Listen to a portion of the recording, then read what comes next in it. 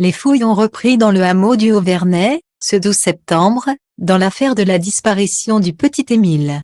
Munis d'un marteau-piqueur, les enquêteurs détruisent une dalle, située à une centaine de mètres de la bâtisse familiale.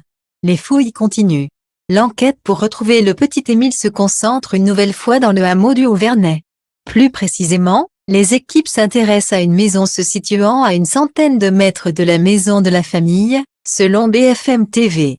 Elle appartiendrait à un couple qui vit dans la région de Marignane.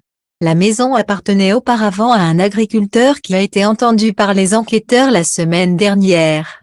D'après les informations de la chaîne de télévision, confirmées par Le Parisien, les enquêteurs se sont arrêtés sur une grande dalle en béton posée au cours de travaux cet été. Une partie de cette dalle avait été cassée au mois de juillet. Un sonar avait déjà détecté une anomalie autour de cette dalle quelques jours après la disparition du petit Émile. La disparition du petit Émile, le 8 juillet, dans le hameau alpin, reste à ce jour un mystère malgré des recherches intenses et une enquête désormais élargie à des motifs criminels. Fin juillet, l'enquête, d'abord confiée au parquet de Digne-les-Bains puis transférée à des juges d'instruction d'Aix, a basculé sur une qualification criminelle d'enlèvement et séquestration.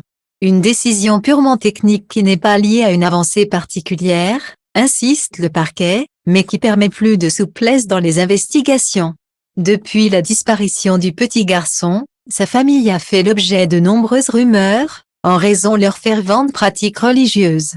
C'est douloureux de voir certains parler pour ne rien dire sur nous, alors qu'il s'agit de notre fils qui a disparu, a expliqué la mère, Marie, dans une interview donnée fin août au magazine Famille chrétienne.